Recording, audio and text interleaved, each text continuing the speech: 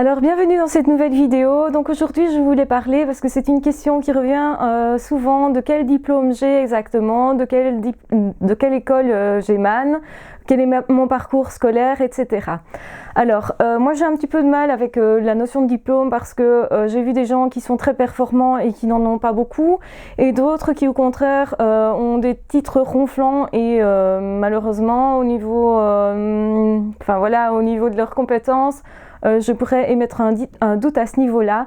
Je vais prendre un exemple tout simple. J'ai été voir une neurologue il y a 2 ans d'ici pour des problèmes de migraine ophtalmique. Je ne savais pas à l'époque trop ce que c'était, mais voilà, cette personne ne m'a pas renseigné correctement, alors qu'une neurologue normalement devrait connaître son métier à ce niveau-là. Et donc j'ai vraiment déchanté, surtout que d'un point de vue humain, c'était pas terrible non plus comme accueil, etc. Même si je pense que cette personne était vraiment sursollicitée. Et voilà pourquoi moi je n'attribue pas, en tout cas au diplôme, peut-être la valeur que le monde, la société attribue au diplôme en général. Je trouve qu'il est un peu facile d'avoir juste un diplôme et de se dire qu'on doit nous croire parce qu'on a un diplôme. Ça, j'ai un petit peu du mal avec ça. Alors c'est un petit peu ce que je vois comme par exemple dans le monde médical, justement à partir du moment où on a une blouse blanche, on devient plus crédible, etc. Et il y a vraiment un effet à ce niveau-là qui est réel, qui joue réellement.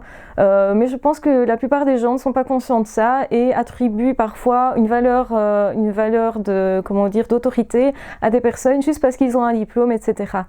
Voilà, donc moi je voulais faire alors le point un petit peu. Donc déjà dans les rénovés, donc c'est ce qu'on appelle le lycée pour les Parisiens, etc. Enfin pour les Français. Donc nous en Belgique on parle de rénover pour parler donc du cycle supérieur au niveau des études, mais quand on est encore à l'école, l'école classique, je veux dire le cycle classique. Donc moi j'avais pris une petite option, ce qu'on appelle sciences sociales et éducatives, où j'avais de la psychologie, j'avais 3 heures de psycho par semaine, j'avais 3 heures de bio par semaine et 3 heures de droit. Donc j'étais vraiment dans ce qu'on appelle les sciences sociales et éducatives. Donc je m'étais rendu compte que j'étais très intéressée par tout ce qui était scientifique, mais à un moment donné j'ai bifurqué vers quelque chose qui était plus humain parce que j'ai trouvé que ça manquait dans ma formation. Et donc j'ai commencé à lire énormément à ce niveau-là. Donc je lisais déjà énormément de bouquins de psycho, aussi beaucoup de bouquins spirituels, par contre assez peu de romans, mais mis à part un moment où j'ai eu Stephen King que j'adorais. Voilà, donc je faisais pas mal de recherches par moi-même, des livres de physique également. Les médecines parallèles m'intéressaient, donc voilà, je me dirigeais plutôt vers un domaine quand même plutôt médical, même si j'adorais aussi l'informatique. En fait, j'avais le problème inverse, je vais dire, de toutes les personnes que j'avais autour de moi. Donc j'avais quelques copines qui me disaient « Oh là là, je sais vraiment pas ce que je vais faire comme étude plus tard, j'ai pas d'idée ». Alors moi j'étais dans le cas inverse, où en fait j'avais trop d'idées. Il y avait tellement de choses qui m'intéressaient que j'arrivais pas à choisir. Et donc à un moment donné, je regardais ce que j'avais comme meilleur point, comme aptitude, et je me suis dirigée basée là-dessus. Et je me suis dit, la première chose que je veux, c'est pas avoir quelque chose de trop carré, parce que je suis pas quelqu'un de carré, je suis plutôt quelqu'un de créatif. Et l'école m'ennuyait étrangement, donc pour moi c'était un petit peu une prison. J'aimais pas du tout l'école, contrairement à ce qu'on pourrait penser. Et donc au départ, j'avais absolument pas pensé que je ferais des études supérieures. Alors j'avais vu ma sœur qui était 3 ans plus âgée que moi faire des études supérieures et je la considérais comme beaucoup plus intelligente que moi. J'étais plus impressionnée par ses performances à elle, donc elle avait plutôt choisi les sciences, donc j'avais pas trop envie non plus d'aller vraiment dans ce qu'elle avait choisi elle. Je voulais pas suivre sa voie, je voulais avoir ma propre identité, et donc moi j'ai choisi la psycho de cette façon-là. Et surtout, j'ai choisi de faire des études supérieures parce qu'à un moment donné, en fait, dans mon ancienne école, comme je faisais pas des points extraordinaires, j'avais beaucoup de problèmes, etc., je m'étais jamais imaginé que moi aussi, je pourrais éventuellement faire des études supérieures. C'est seulement arrivé donc les 2 dernières années, donc dans ma nouvelle école, que là j'ai vu que je faisais des points quand même. J'étais dans les premières de classe, si pas la première dans certains cours, et là je me suis dit, tout le monde veut faire des études supérieures et moi je peux pas dire mais non, moi je veux pas. C'était pas logique, et donc je me suis dit ok, j'ai compris, il faut que j'essaye quelque chose. Je voulais juste essayer à la base, je m'imaginais pas spécialement réussir, je m'imaginais plutôt qu'il fallait que j'essaye parce que si les autres essayaient, il n'y a pas de raison que moi je n'essaye pas. Donc du coup, et puis mes parents m'encourageaient quand même plutôt dans ce sens-là, à ne pas arrêter. Du coup, je me suis dit, ok, c'est ce que je vais faire, je vais aller faire des études supérieures. Et donc il a fallu choisir quoi, et à ce moment-là j'ai eu un petit peu de problème parce que j'aimais beaucoup de choses, j'adorais les maths aussi, et donc des maths, enfin voilà, j'avais toutes des choses qui n'allaient pas ensemble, donc et puis finalement je me suis dit la psycho c'est le plus proche de ce que je veux faire, c'est ce que je veux le mieux connaître pour l'instant. Et donc je suis partie avec cette idée et c'est comme ça que je suis arrivée à Mariapps à Bruxelles. Donc c'est une haute école donc qui forme en sciences sociales mais pas seulement. C'est une école qui est très connue pour les langues notamment, qui est très performante à ce niveau-là. Et ce que j'ignorais, c'est que j'avais choisi une des plus dures écoles de Belgique, mais bon voilà, la psycho en études supérieures, c'était pas si courant que ça, donc j'avais pas trop, enfin l'université, moi ça me correspondait pas trop, justement par ce côté élitiste, etc., où on vous dit que vous êtes le meilleur, etc. Enfin, moi je voulais pas me mettre là-dedans, et puis j'avais jamais voulu me positionner à la première place non plus, donc c'était logique que je fasse ce type d'études. Et je voulais surtout pouvoir pratiquer en fait, surtout pouvoir apprendre de nouvelles choses, ça me passionnait, c'était vraiment une passion, comme tout ce qui est artistique, je suis quelqu'un de très créative au niveau manuel, je suis quelqu'un de manuel en fait, contrairement à ce qu'on pourrait penser, parce que j'émane d'une famille où il y avait beaucoup d'artistes, donc mon grand-père était sculpteur, était peintre, enfin c'était pas ça... c'était pas sa fonction première, il était aussi employé, donc il avait beaucoup de casquettes, il travaillait pour l'État, et il peignait, il sculptait, ma grand-mère également, et donc je baignais vraiment dans un milieu comme ça artistique, artisanal, et donc quelque chose que j'adorais. Et donc j'ai fait mes études de psycho, donc j'ai fait 3 ans d'études, puisque c'est des études supérieures, c'est ce qu'on appelait avant un graduat. Arrivée à la fin de ces études, donc déjà j'étais très fière d'avoir réussi parce que j'étais consciente que c'est quelque chose qu'on ne pouvait plus m'enlever, on ne pouvait plus me dire mais tu es bête, etc. Alors que j'avais cru des années que j'étais peut-être pas très maligne, puis je me suis rendu compte au fur et à mesure que en fait j'étais plutôt douée, et au point que je me suis fixé l'objectif d'avoir une distinction, et donc je l'ai eu sans souci. Et donc là je me suis dit à ce moment-là, c'est con, je me suis toujours cru pas capable, et en fait le fait de ne pas m'être cru capable m'a sûrement fait louper des occasions, m'a sûrement fait louper des occasions de réussir, je veux dire. Et le problème était que je restais toujours quand même quelqu'un de renfermé un petit peu, que j'avais toujours des problèmes pour aller vers les autres. Et donc je me suis dit qu'il fallait que j'arrange ça également. Et donc quand j'ai eu ce diplôme qui me permettait de pratiquer, je n'ai pas du tout envie d'aller vers l'université comme certaines de mes copines de l'époque. Donc il y en a une qui est devenue sexologue, l'autre qui est devenue vraiment, qui a continué son parcours à l'université pour pratiquer à ce niveau-là. Mais comme avec ce diplôme, je pouvais pratiquer et en tant qu'indépendante et dans les services psychiatriques et dans les services généraux, enfin les hôpitaux généraux, etc., où j'ai été d'ailleurs en psychiatrie à un moment donné, je trouvais que j'avais atteint un objectif qui était déjà un objectif de taille pour moi, en tout cas, qui n'y croyait pas déjà à la base. Donc je n'ai pas continué puisque j'avais mon diplôme, puisque je pouvais me jeter dans les recherches d'emploi, ce que j'ai fait. Et l'ennui, c'est que je me suis rendu compte qu'on me proposait beaucoup de trucs d'éducateur. Donc après avoir été à Saint-Luc en psychiatrie, donc c'est un hôpital général dans lequel il y a un service psychiatrique, donc j'ai travaillé là un moment. Et puis après, je me suis dit que je voulais pas être enfermée dans un service psychiatrique. Je voulais pas être enfermée purement dans la psycho, en fait. Je voulais vraiment étudier l'être humain dans son ensemble et dans son milieu naturel. Donc j'avais un peu l'impression qu'on m'avait mise dans un laboratoire. C'était très intéressant et tout ça, mais je voulais pas étudier l'être humain dans un labo, je voulais pas étudier que la maladie mentale, je voulais vraiment connaître l'être humain en tant que tel, c'est ce qui me passionnait, c'était vraiment l'humain. Et donc je me suis dit, il faut plutôt que je me dirige vers des trucs qui n'ont peut-être aucun rapport. Et donc c'est ce que j'ai fait en trouvant, enfin d'abord je suis restée un moment au chômage, puisque je n'ai pas trouvé tout de suite. On me proposait des trucs d'éducateur, là non plus ça me convenait vraiment pas, travailler avec des cas lourds et des choses comme ça, je voulais pas trop. Et donc je voulais surtout régler un problème que j'avais, c'était ma timidité, mon incapacité d'aller vers les autres, les remparts que je mettais entre moi et les autres, en fait, qui étaient quand même problématiques. Même si j'avais des amis maintenant, je comprenais bien que c'était pas suffisant. Il fallait que j'aille plus loin, même si j'avais bien avancé, il fallait encore que j'avance à ce niveau-là et que je me guérisse de ça, puisque je considérais que je pouvais pas être psy, moi, aider les gens, moi, prendre les gens en thérapie si je ne savais pas, moi, régler ma vie et mes problèmes. Et donc, j'estimais que je devais avoir un couple fixe, parce que j'arrivais pas à avoir un couple fixe à l'époque. Donc ça, c'était un problème que je connaissais et que je voulais plus ou moins régler avant de pouvoir pratiquer. Je voulais aussi donc voir l'être humain fonctionner dans son milieu naturel, je veux dire, donc dans tout à fait autre chose. Et donc, je suis partie pour travailler dans un parc d'attractions. Chose qui m'a énormément plu. Maintenant, mon diplôme ne me servait absolument pas puisque c'est un travail d'ouvrier. Mais j'ai rencontré des gens super, très différents les uns des autres, avec justement des origines très différentes, des parcours très différents, et ça m'a intéressée au plus haut point. Alors, j'ai appris effectivement à devoir gérer mes peurs et gérer les gens, donc la rencontre des autres. Je devais accueillir l'autre.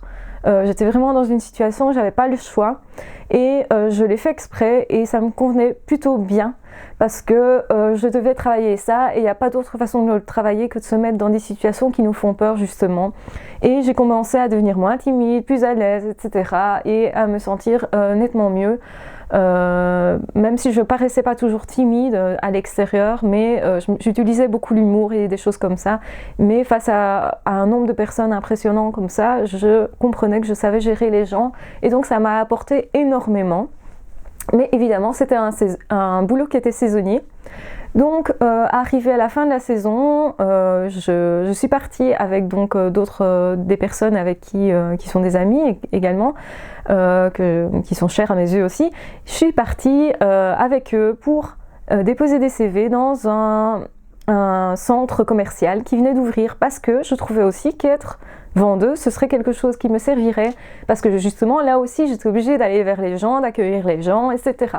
Et donc je me suis retrouvée dans un poste de vendeuse assez tôt puisque directement après avoir déposé mon CV, en fait, moi je me suis un petit peu servie de la fille qui était avec moi, qui se présentait dans chaque magasin, qui était beaucoup plus franche, qui faisait ça avec un naturel déconcertant, qui avait déjà travaillé dans des magasins, donc elle qui était très très à l'aise. Et moi je passais après, je déposais mon CV, ah voilà, moi je postule aussi, et voilà. Et donc c'était facile pour moi qui justement avait du mal à me vendre, à me présenter, etc. Donc c'était bien, à trois on se sentait plus fort, on se sentait, enfin moi ça m'encadrait pas mal, ça m'a énormément aidé. Donc je les ai remerciés évidemment d'avoir fait cette démarche avec moi. Et le jour même, on m'a appelé, donc je revenais au train, donc on était parti au train, et on revenait en train, donc en même temps ça nous faisait une petite promenade, un moment sympa à partager.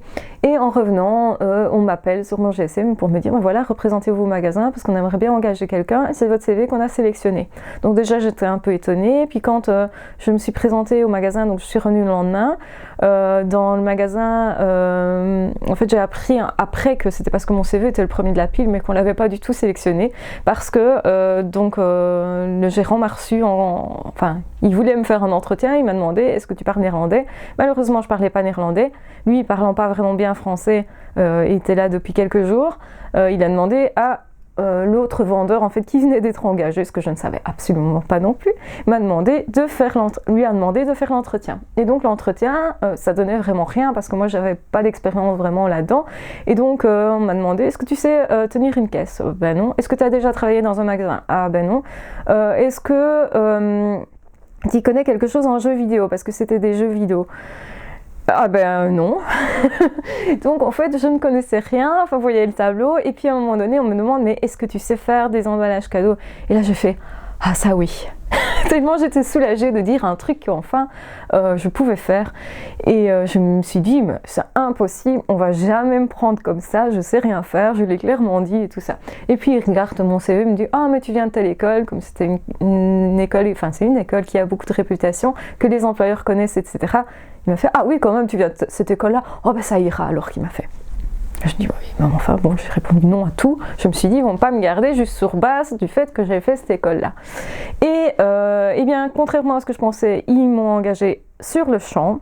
Donc le lundi, donc c'était peut-être un vendredi, le lundi je me suis amenée dans le magasin et je commençais. Et je commençais en pleine période de fête avec X personnes devant moi, il y avait une foule de gens et je n'avais jamais rien, enfin je ne connaissais vraiment rien, donc j'ai tout appris sur le tas comme ça. Et donc au début ça a été un petit peu calamiteux parce qu'il a fallu que je mémorise tous les jeux où ils se trouvaient puisqu'on devait remplir les jeux, les pochettes de jeux, faire payer et puis emballer. Alors parfois j'emballais avant de scanner, ce qui n'était pas très malin. Donc j'ai compris qu'il fallait que je me fasse un certain ordre pour faire les choses et déjà que je gère aussi un petit peu l'ordinateur et le programme de caisse. Moi qui n'avais jamais vraiment manié de l'argent, ben ça aussi c'était un petit défi. Mais bon, je m'en suis très bien sortie.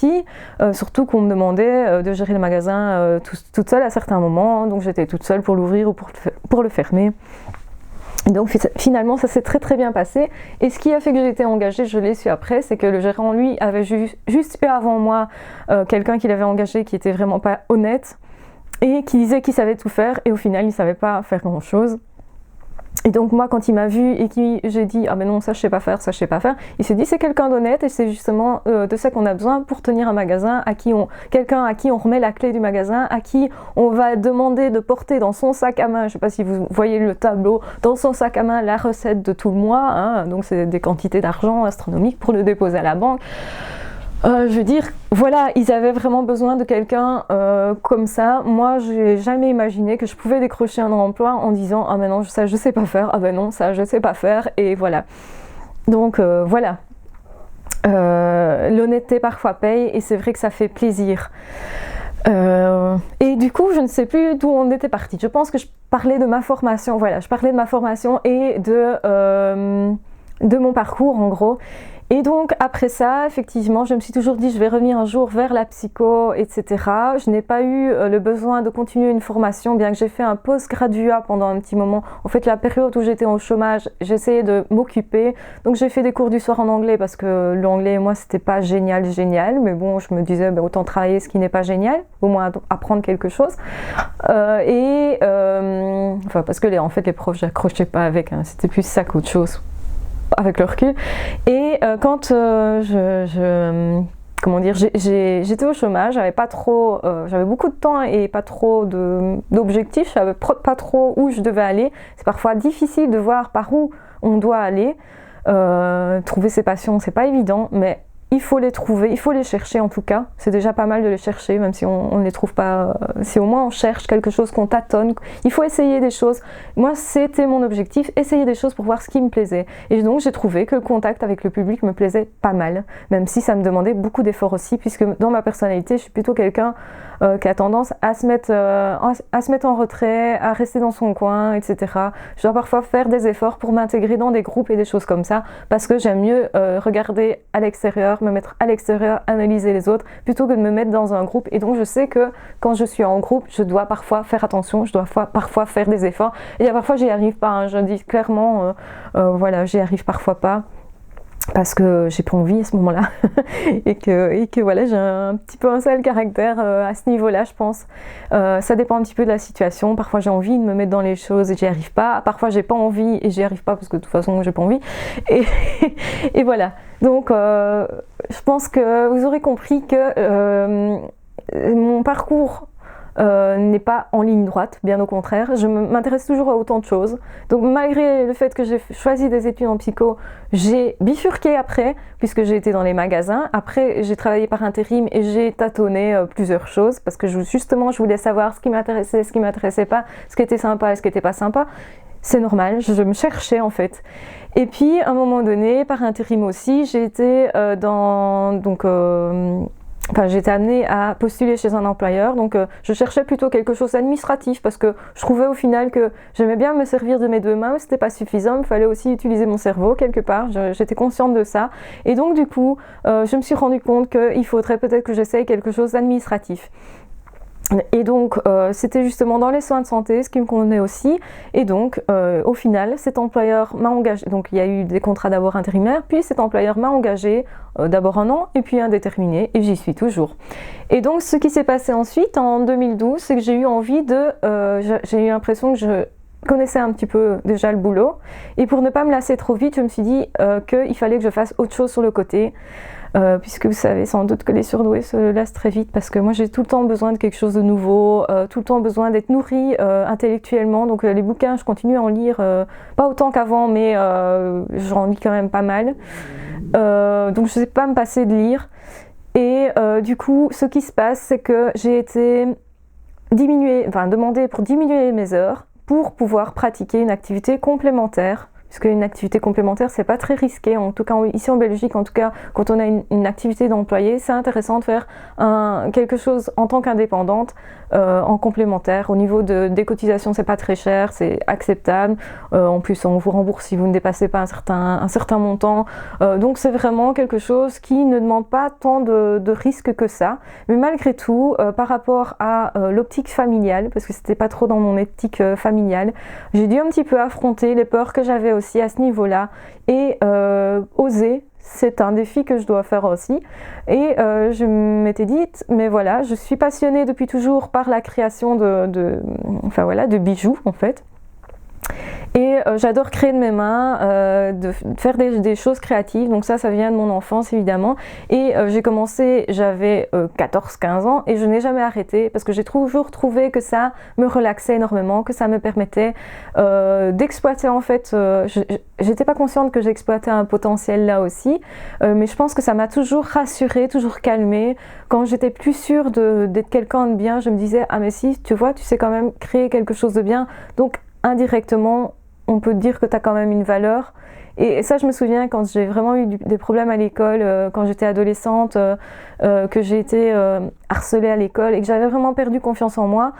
Le fait qu'il restait ça m'a permis justement de me rattacher à quelque chose, de m'accrocher à ce que j'étais, à ce que je suis.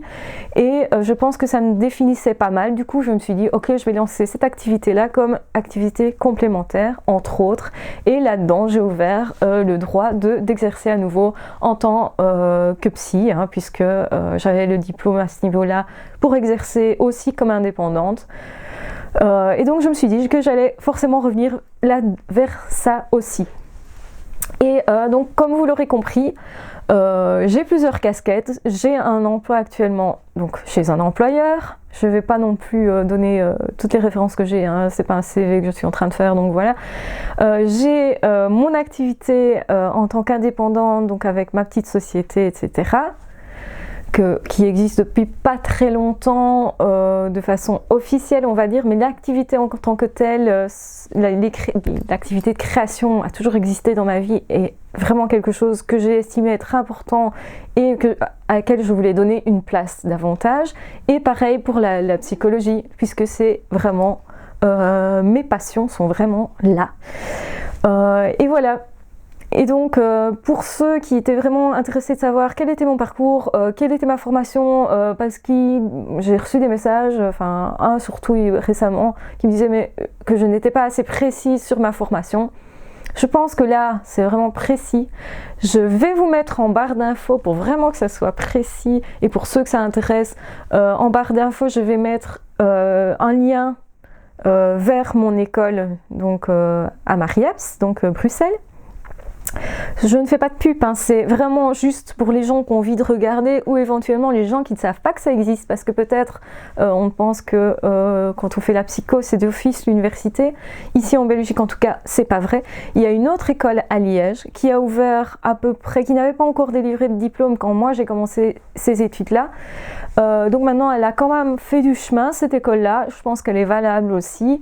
Je connais pas trop la réputation, évidemment je connais mieux la réputation de mon école puisque je suis passée par là et je vous assure que j'ai galéré quand même, j'ai dû étudier, j'ai passé des nuits blanches, j'ai bu du Red Bull, ce qui est pas bon, pour tenir le coup. J'ai eu des périodes d'examen de plus d'1 mois et demi, j'ai étudié comme une tarée à certains moments, j'ai vraiment senti qu'il fallait que je me donne à fond et ce que j'ai fait. Donc je ne suis pas passée comme une lettre à la poste, contrairement à ce qu'on peut croire, même si pendant mes rénovés, en tout cas à la fin des rénovés, je pouvais faire des très bons points facilement dans certains trucs. en fait, c'est chaque fois dans des trucs qui sont très spécifiques et qui me passionnent moi très fortement. Alors là, j'ai une facilité déconcertante, mais en dehors de ça, je vous assure qu'il faut que j'étudie, je vous assure qu'il faut que je travaille aussi, même si parfois j'ai des facilités dont je ne me rends pas compte, et c'est peut-être une facilité de comprendre certains fonctionnements humains, etc. Effectivement, j'ai cette faculté-là qui apparemment est différente aussi des autres, quoique je suis pas sûre encore moi de ça. Mais voilà. Donc sur ce, je pense que ça vous aura permis d'y voir beaucoup plus clair sur quelle formation j'ai, tout en sachant que pour moi, le diplôme vaut ce qu'il vaut. Ça veut dire que je trouve qu'il y a des personnes qui en connaissent quand même pas mal. Et tout ce que je sais sur la surdouance, je le sais parce que je le vis, je ne l'ai pas appris dans des bouquins, je n'ai pas appris ça au cours non plus. D'ailleurs, c'était semi-conscient, je veux dire, je refusais de le voir à un moment donné. Quand j'ai fait mes études, je refusais de voir aussi cette partie de moi, parce que je pense que je ne savais pas le gérer à ce moment-là, j'avais du mal en tout cas à l'accepter. Et voilà, donc voilà ce qui s'est passé au cours de ma vie, voilà quel parcours j'ai eu. Je n'ai pas du tout un parcours en ligne droite, je veux pas du tout avoir un parcours en ligne droite. Bien sûr, j'aurais pu aller plus loin, bien sûr, je peux me former davantage au niveau de la psycho, bien sûr, bien sûr. Je suis pas sûre que c'est pour ça que mes dires seront plus crédibles ou moins crédibles, je pense pas. Je pense que ce qu'on apprend par soi-même et par son vécu est peut-être plus profond et plus intense et plus fin en fait. Maintenant, je dis pas qu'on sait tout non plus par ce qu'on vit, mais étant donné que pendant des années, j'ai lu 5 bouquins toutes les semaines, je sais pas si vous voyez le nombre de bouquins que j'ai déjà avalé. Il y a des bibliothèques dans lesquelles j'avais du mal à trouver un bouquin que j'avais pas lu, je sais pas si vous voyez le truc. Moi je vous recommande de faire ça. Je recommande de faire ça parce que je pense que j'ai eu beaucoup plus facile aussi. Si vous êtes jeune, que vous êtes ado, faites-le, lisez en plus de vos études. Je sais que ça demande des efforts, je sais parce que je l'ai fait. Mais si vous êtes vraiment passionné par un truc, que vous avez envie d'apprendre des choses qu'on n'apprend pas à l'école, apprenez-les différemment. Vous en aurez que des avantages de toute façon parce que les connaissances, franchement, on les a ou on les a pas. Mais une fois qu'on a lu un truc sur un sujet, je pense qu'on retient d'office des trucs là-dessus et que on peut les amener plus loin. Voilà, je pense que ça ouvre l'esprit de façon terrible. Et moi, honnêtement, quand j'ai été en cours de psychologie, j'avais déjà eu des cours, donc j'ai expliqué, j'avais déjà eu des cours en rénové la 5e et la 6e, donc 2 ans déjà. J'avais lu des bouquins là-dessus et je pense franchement que ça a facilité mon apprentissage et ma réussite aussi. Parce que voilà, quand on a déjà entendu parler de quelque chose, forcément qu'on a plus facile, forcément. Donc ne vous en privez pas. Si vous aimez lire, ne vous en privez pas. Moi, non seulement j'aime lire, mais en plus c'est une nécessité. Ça me nourrit, je suis obligée de le faire. Si je n'ai pas lu pendant un certain temps, je suis malade. C'est pas compliqué. Voilà, donc j'espère que cette vidéo vous aura plu. Je vous souhaite à nouveau un très bon réveillon parce que nous sommes le 24. Et j'espère que vous allez faire des chouettes choses. En tout cas, si vous ne faites rien de spécial, vous pouvez déjà faire quelque chose de spécial avec vous-même, c'est-à-dire prendre un nouveau départ, c'est-à-dire vous voir de façon positive, c'est-à-dire prendre des bonnes résolutions. Et les bonnes résolutions, c'est je serai plus heureux cette année, c'est je veux concrétiser tel ou tel rêve, je veux écrire un bouquin. Voilà des bonnes résolutions pour moi, c'est ça, c'est pas nécessairement oh je serai plus sage l'année prochaine, je crois pas. Enfin, moi personnellement, je serai pas plus sage l'année prochaine. Donc voilà, je ne dirai pas des trucs qui seront plus conventionnels l'année prochaine parce que je suis pas comme ça, voilà. Donc je resterai moi et je décide de rester moi malgré tout ce qui pourra arriver. Et malgré toutes les critiques possibles, malgré tous les obstacles possibles, moi je me promets que je continuerai d'avancer et je trouve que c'est déjà pas mal et que c'est un bon début. Donc voilà, je vous souhaite vraiment un très joyeux Noël et de très bonnes fêtes de fin d'année. Nous continuerons de nous parler, donc n'hésitez pas à m'écrire. Alors je sais que je réponds pas vite, hein, mais je vous répondrai. Je vous promets que je vais avancer là-dedans. C'est de toute façon mes objectifs aussi et je vous ferai d'autres vidéos et on se revoit très vite. Bye bye!